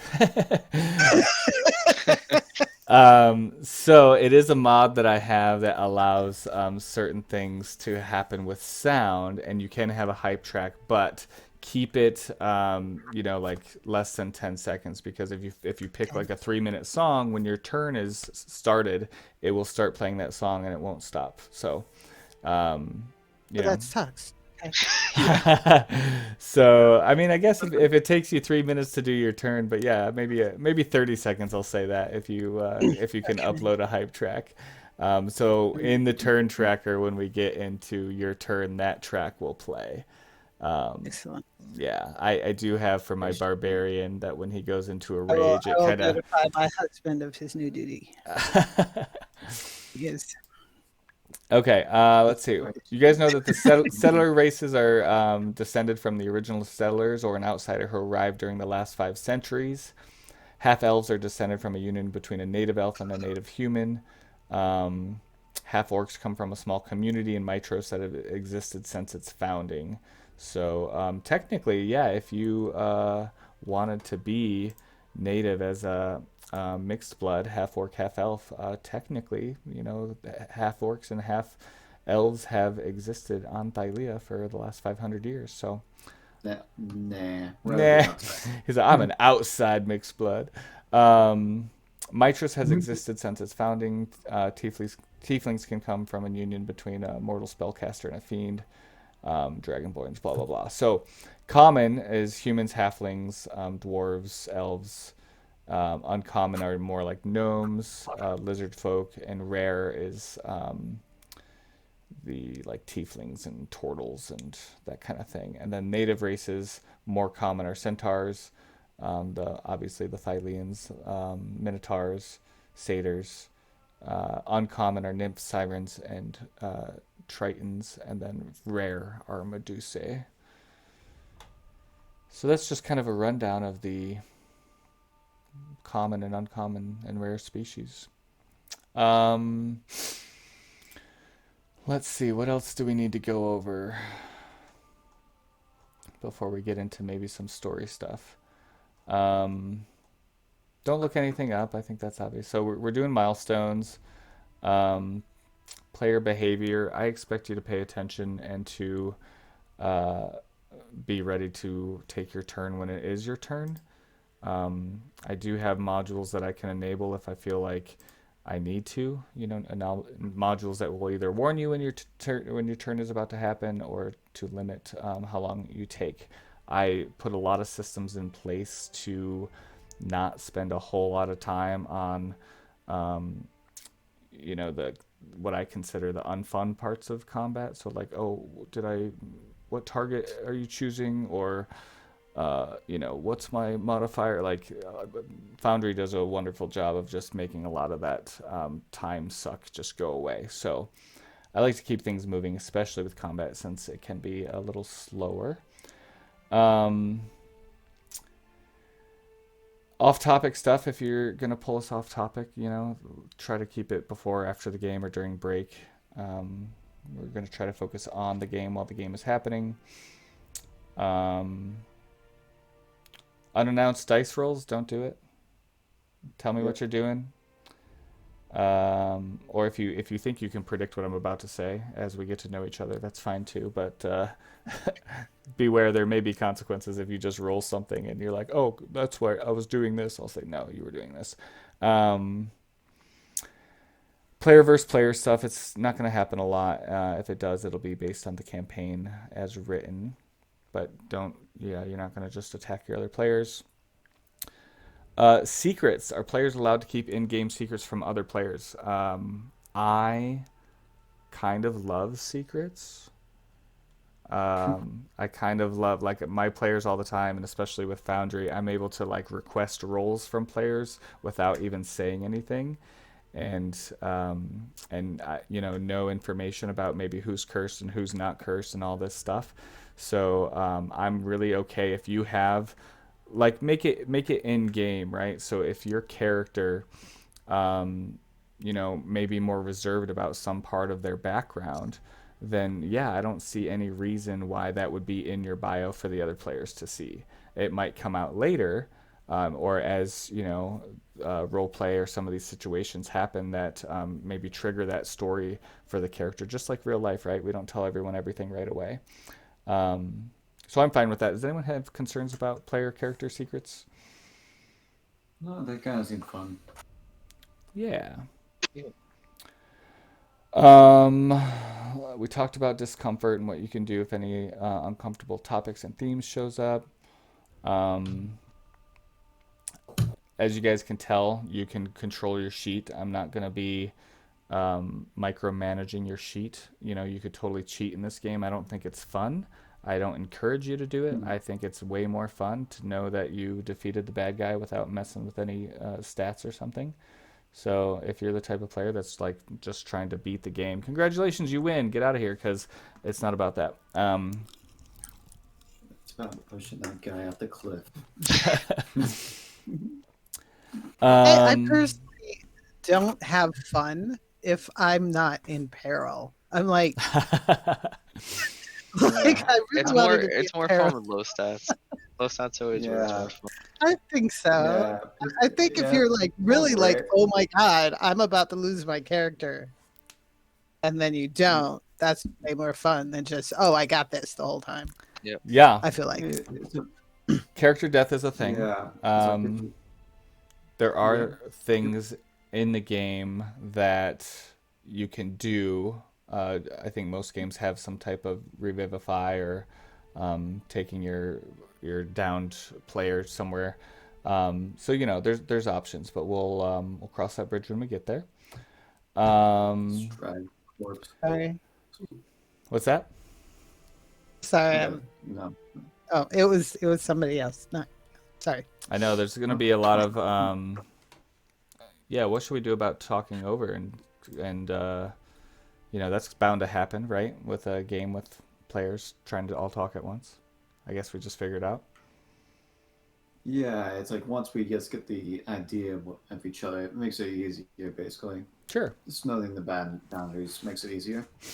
Yeah, rules debates. I will tell you guys, I am super loose. Not maybe super loose, but yeah, if I do something or say something that's not right, call me out, because I'm still learning. This whole game is super involved, and I'm happy to change things as I learn. I tend to, again, be more in favor of moving a game forward, so I might just make a call rather than stop for 10 minutes to look something up.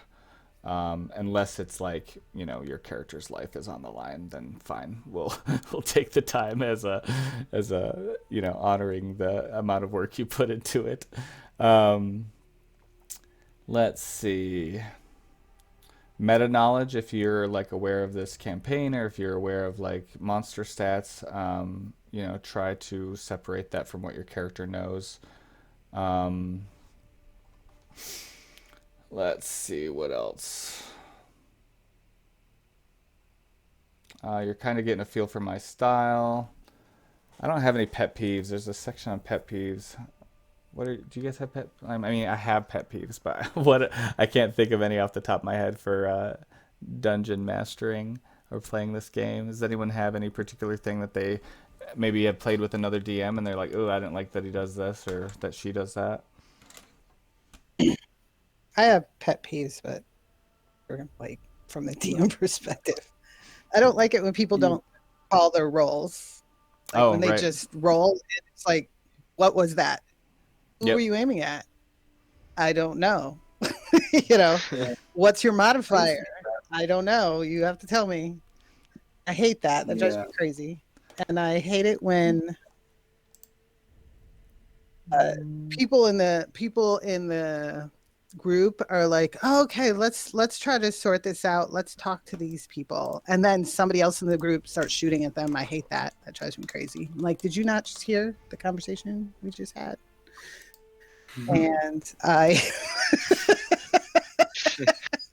And I also hate metagaming. I hate it when people are like, "Oh, look, this creature is weak against fire. I know it is because I just fought it in my other Right. game last week."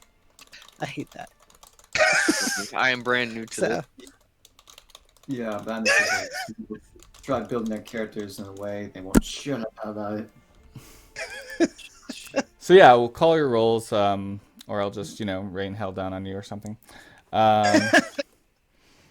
Yeah, let's talk about language. Do you guys have any language pet peeves? Is there certain words that you just don't want to hear? I know I've got friends who don't like the word moist for some reason. no problem with moist. I Slurs tend to. what's that? Uh, I don't like slurs. Slurs Slurs. like racial slurs, like obviously. Misogynist slurs as Oh, well. I mm-hmm. don't like those. Nah. And homophobic slurs. That kind of thing. Sure. I mean, swear words I'm fine with as long as you're not like slurring someone. Okay. Yeah. Yeah. I tend to swear. That makes My sense. and call me out if I do this, but I work with a lot of teenagers, and my rule for them is like I don't care if you swear as long as you're not name calling. There's a difference, right? So Yeah. instead of that person's an asshole, they made me feel like shit, right? There's a difference between those two things. So, but I might call a character an asshole. So, but yeah, I am definitely someone who uses colorful language. I don't use slurs. I try not to. I do have, actually, now that we mention it, I have a pet peeve or a place that I don't go, and I don't want any of my players to go, and that's the R word for someone who's got intellectual disabilities. Okay. So just X-nay that from your category and just do it for life, not just this game, because it's a really good practice. It's more like the word's kind of dying out, basically, because no one Yeah, uses as much. Cause it's about the thing about language; it just constantly changes in weird ways. Like, I would like to. like the word "gay" it originally meant happy in Spanish, but someone changed it Yep. into that basically. And it's like, where'd that come from? Yeah, if there's any like something shows up or someone feels like, oh my gosh, I think I should have been able to say that, and someone got upset about it, like I'm happy to talk about all that stuff. But I think it's best to, yeah, if you know some of your like words or some of your things that you just feel yucky about, then bring them up now because it's easier to set the expectation than it is to kind of go back. But we could always go back, but it's just harder. I find the F word very satisfying to say, but kind of uncomfortable to hear.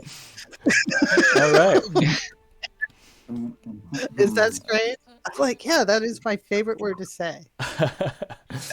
So we did some character creation, stat stuff, alignment. We talked about races. We know that this is the type of game. This is it's not exactly a railroaded game. It is it's a fairly well written. I mean, I just kind of consumed a bunch of different campaign adventures, just reading maybe neurotically, and this one just stood out to me above all others. So I hope that you guys see the reasons why I became obsessed with it, and enjoy it as much as I do. So it is going to be a long campaign. It's like level 15 plus, maybe even level 20 before. So yeah, strap in. It's Well, not short. yeah, that's the first time I'm ever gonna reach that level. Yeah, it's The it's most I've gotten to is 2. This will be oh a well, and Wow. using the milestone system, the first 3 levels are pretty squishy. You'll die pretty easily, so yep. you'll level up to level 3 It's probably within the first 3 sessions. Yeah, but they're pretty fun though. Yeah. Mostly it's you Yeah. die in the biggest ways in those 3 levels. A little poke will kill you. Yeah, basically Um, does. yep, yeah, essentially. So there are mounts in this game that we'll talk about when we get to the mount kind of category. Mostly with riding dragons. I think there's opportunities to possibly ride centaurs, and the campaign has specific rules for mounts. So you guys know your general Won't that offend them? What's that? Alright, go ahead. I thought the centaurs might be offended if we I mean, I feel like Well, as long as they let you. I was gonna say, if you're just gonna jump on one, then yeah, I mean, find out They're what probably gonna happens. hate you. Yeah, they hold got. still They're just a gonna. minute, sir. um, Ooh, Watch your that rhyme. seems so rude. in my other game, Right back up. in my other game, I do say, give yourself inspiration, like GM inspiration, but they never remember to use it. But I'm happy to give out inspiration when you make me laugh, or I think that you're, especially with playing a character in a way that I think your character would respond or something. So feel free to use inspiration if you remember to do so. My players never remember, so. Hmm. Let's see. Crits are just standard 5e rules. Crit fails, I have a crit fail table, which can be pretty entertaining. So I just literally click the button and see what the fail says, and that's what happens. So it can be pretty unwelcoming. For example, you might get a level of exhaustion, I think is one of the crit fail tables. So it could be unpleasant. But yeah, let's see. I can't really think of. Oh, vendors in the game is super fun. In Foundry, you can literally just open up a vendor and buy things. You can't sell things, but you can buy things. Um, there's magic items and stuff that you get along the way. Um, standard death rules. Standard resting rules. I'm just kind of going through someone's like, hey, this is what you should talk about sheet. What's popping up in your guys' mind as we go through stuff? Let's go there, because I can go through all kinds of rules and stuff, but that sounds not very fun. I think I know most of the standard rules and everything, so it's like not too crazy. I'm over it. Okay with it. Cool.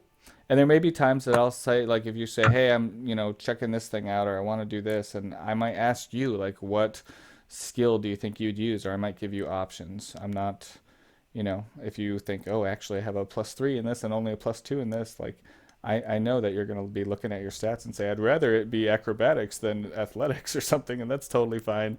Yeah. And I really like the idea of you guys adding to the narrative. So, um, flex your creative skills. Even if you don't feel creative, I might say, how do you do that? Or, tell me what your character is doing when all this is going on. Just to make it to where I don't want it to be my story. I want it to be our story. Yep. So, Experiences you share.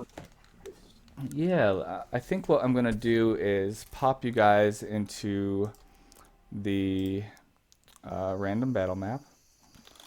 And I hope you're aware when I say guys, I mean guys and gals. Okay. Yeah, guys, it's a general neutral term. Um, Well, It has been since the 80s, I think. okay, yeah. so we have the three of you. I'll get your. There's me. Yeah, so let's say, and you see this game pause thing, so there's not much Yes. that you can't move your character. So I'm going to unpause the game, and you should see that your character has maybe some vision, maybe not. Acanthe, do you have vision? Well, in a I- second when I turn on my got- torch. Oh. Yay! Oh, That's cool. I had dark vision, so I could see around me. That's kind of fun. What's going on here? Yep, so vision tools should work. And then if you guys are gamers, the WASD on the keyboard, you should be able to move your tokens with WASD, which is something that's that, yeah, my players absolutely love that, switching from Roll20. And then if I ever want you to stop, if you're exploring a dungeon, I just press pause and say, guess what? Acanthe, give me a dexterity saving throw. So let's actually try that. Acanthe. You paused. Okay. But you I should got be it. able to give me. I did pause, and I was like, I was trying to move and it was throwing up this error at me. I'm like, what? What's What happened? I will Oh, tell you, there okay. are so many times where I'm like, why are you lagging behind, or why don't you go through the door? And someone's like, your game is paused. So, anytime Yes, I'm it asking happens you to to me move too. your character, Yeah, just tell me that I've got you paused, because it's probably the case. My child said to me once, Mom, do you know how to use Foundry? Thank you, child. I love you too. So let's just try to get used to our character sheets a little bit. So everyone give me a dexterity saving throw. So you should be able to do this by either clicking on your token and using the little pop-up under saves and clicking My dexterity. modifier. Or There's if you my have your save. sheet open, it's under attributes. You would click on dexterity, and it should pop up. Okay, with, so I'm clicking on it, but nothing's happening. Yeah, Is it I tried because clicking it's on it, too. paused. Is Is it? that why? No. I think you should roll, even if I just unpaused it though. Let me try again. You right click it? No, it's not rolling. Well, I can do You're clicking on what? this. I was clicking on the saving throw on my dexterity. Yeah, we're clicking on it. Huh, It's not working. I was Oh, able there. to roll. That was me doing it for. Okay, so I see I can do. Shia. So you clicked on the word dexterity? I can I do clicked on it. this. I can do that. Sure. I put in a code. I put in a code for that. Oh, there we go. Okay, I got it. Saving throw. I used the little drop down I was box clicking over like from that. you. The little drop down? Yeah. So I got Ashia's, Acanthes, and I didn't get Saren's yet. Did you figure out how to do a dex save? I'm just clicking on it. It's not working. Click on the word. I was clicking on the number like you do on D&D Beyond, but that's wrong. Hi. There we go. Hey. Okay, I just have to click the name. Yep. So if I pop you guys over here, just kind of grouping you together, I'm just gonna throw. What should I throw at you? I mean, you probably don't want to face a Cyclops, but there's a Cyclops. Too late. We're gonna die. So what I would do is I have a fancy little macro that just basically rolls for initiative and gets combat going. So if you click on the second box over with the two swords, that's our combat tracker, and I have a module that actually splits it up so you can still see the chat window. You can roll initiative. It looks like everyone figured out how to roll initiative. Pretty easy, right? And then when I click begin combat, it highlights who's first, which looks like Ashaya. Now, to target a creature, I really love targeting because it saves me from doing a lot of math and thinking, is you double right click. Looks like Morning Bird figured it out. But double right clicking on a... Yep, and you get a little dot that shows that you've targeted them. What were we saying, Potato? I double right clicked on them. Is it not working? Oh, there you go. Double left click for me for some reason. Huh. It's only right click for me. I think there's like, you can also, is it control click or alt click or? I think Alt is for the DM. because I could target folks, but that's Uh, with alt. it's alt click. Alt click will do it too. Oh, for the player as well. So yeah, I just tried it. so Ashaya, why don't you go ahead and target the Cyclops here and see if you can. Let's see what kind of attacks. Yeah, you've got crossbow and stuff. I'll make sure you get your arrows back. But go ahead and see if you can make an attack. And everyone's able to control their audio as well. I know it's kind of crickets right now, huh? Yeah. It's lower low.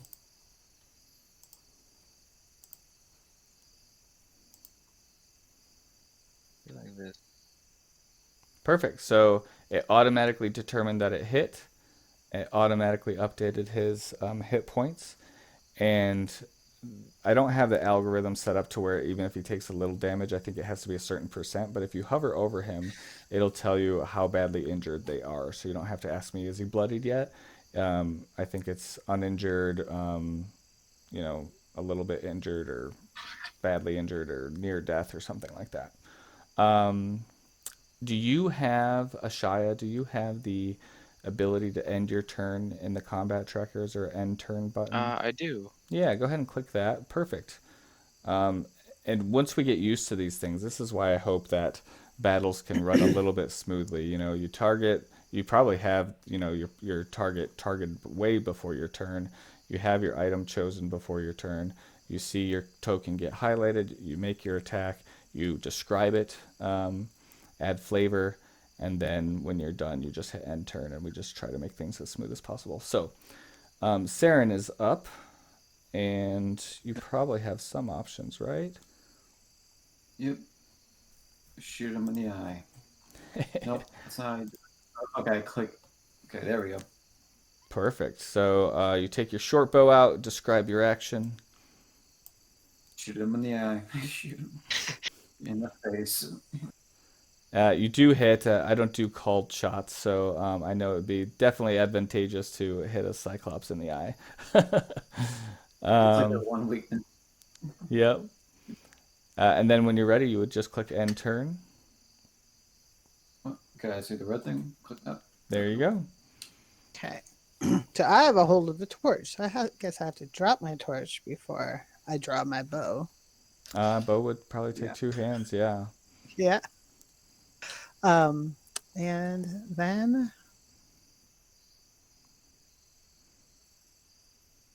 So how does that work again with, it doesn't take an action to drop your torch, but it would take an does action. to pick it up. Yeah. Right. So, okay. So what just happened here?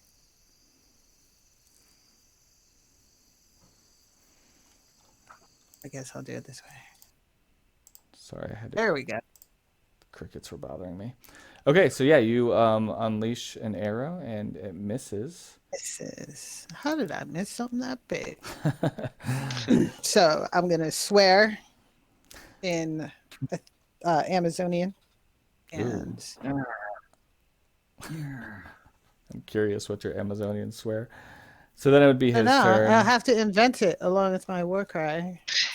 Amazonian swear words. My list is getting longer and longer. He's probably gonna kill you with one hit. We're gonna find out. Yep, you're down. What? Who did you hit? He crit hitted Saren, but That's what I feared. That's what getting critical hit is a death sentence in the first level. But does my spells do the same thing, or is it different?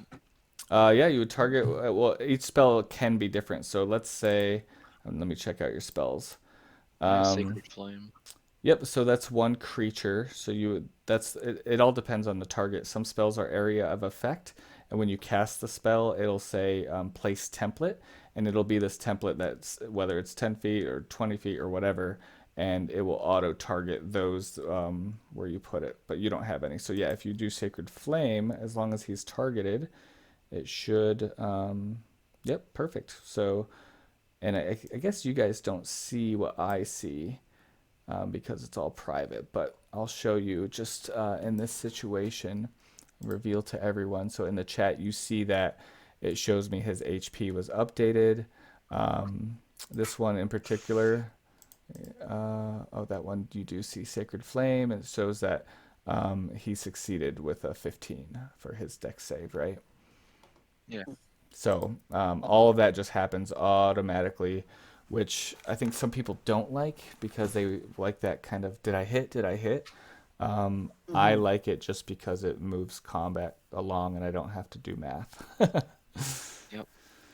So yeah, excellent. That's how a spell is used. And if you, I don't know if oh, Sacred Flame's a cantrip.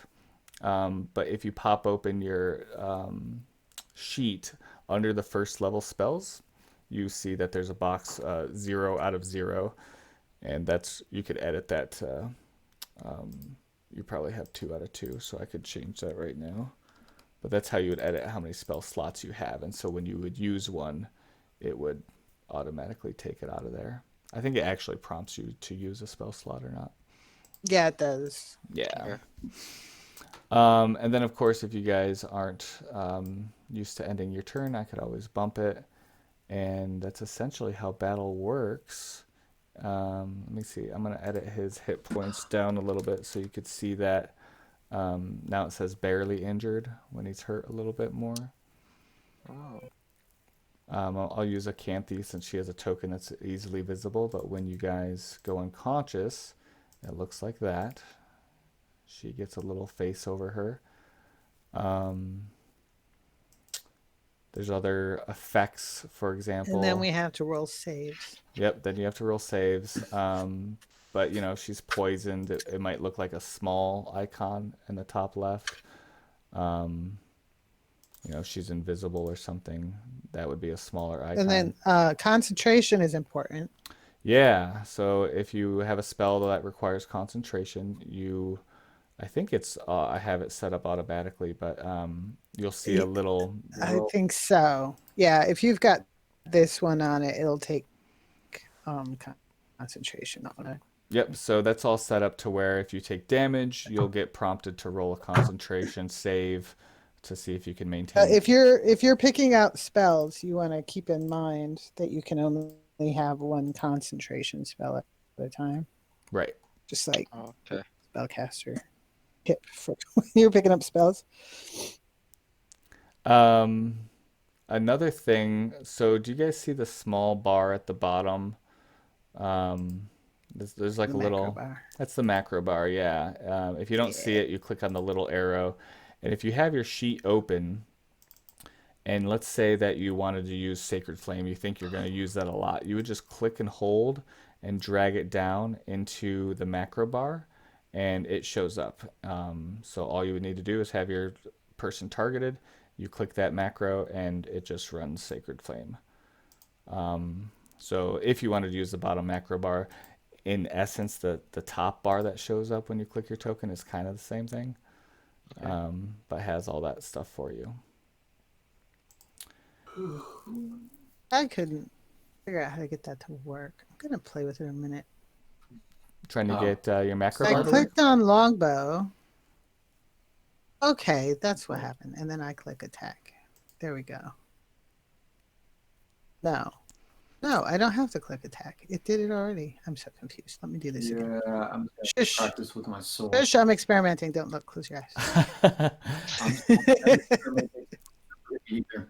You can't look. Okay. All right, I got this. Yep. All right, So never mind. I Carry on. don't think. I think for my other players, I actually say that you have to have a target as a requirement, and if you don't have someone targeted, it prompts them to make a target. I think I took that off for you guys just because it can be annoying, and I can always, just do the calculation myself on whether you hit or not. As we move on, we'll decide what you guys like and style it as best as we can. I had him Sounds targeted. good. But yeah, I think I'm leaning towards just 4 players, to be honest. It won't be. It's not too bad with 4 players. I like a small group myself.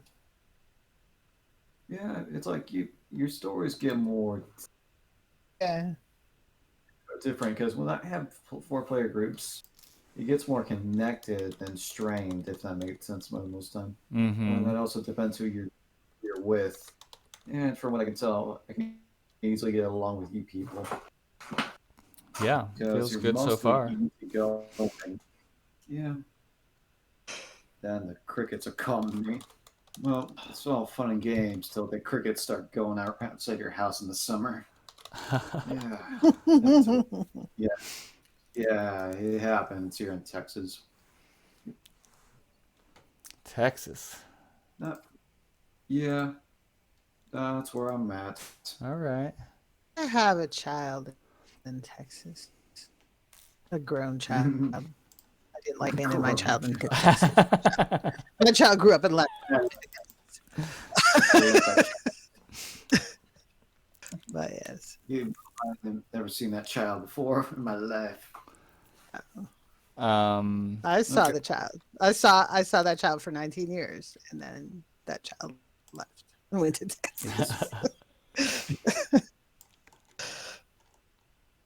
Okay, so I think that's everything, right?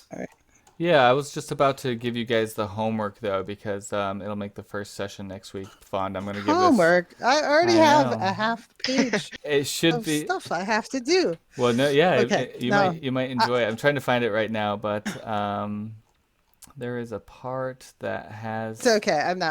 I'm being sarcastic. It's my first language. Yeah, you just send it on the Discord or something. Yeah, I could send it to you on the Discord if you need to go.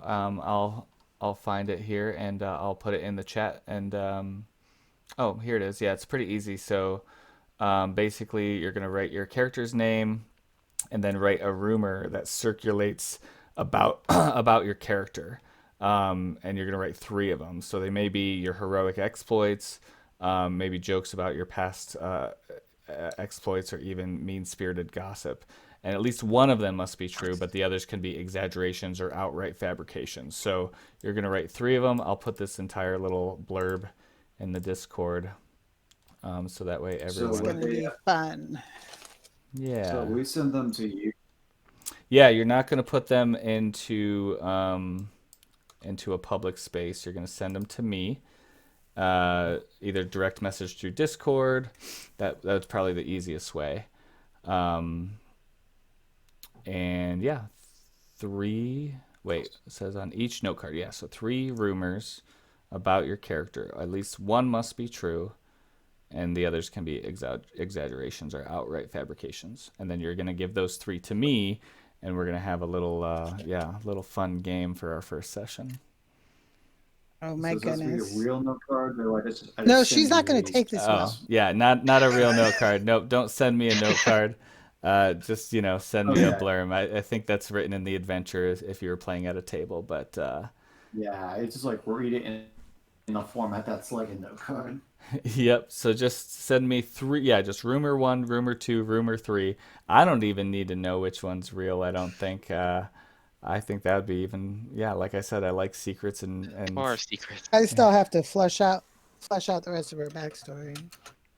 yeah, absolutely. But I'm gonna hang out on here. So if you need to go, that's totally fine. I'm gonna actually get into the weeds and tweak some of these things. So if you want to hang out, great. If you need to go, that's fine too.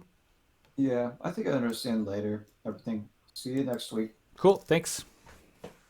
I've, I'll probably check in midweek. Yeah. not bad. Session 0. Not bad. Cool. Yep. I'll give it an It's 8 out of nice to- 10. Yeah. Honestly, it's my Yeah. first session 0 because my last crew they kind of fumbled together as I was learning how to play D&D. So They come and go. That's the thing of D&D. yeah, I'll leave the Cyclops out there if you guys want to use them for target practice. Yeah, I'll think about it. See you later. Bye.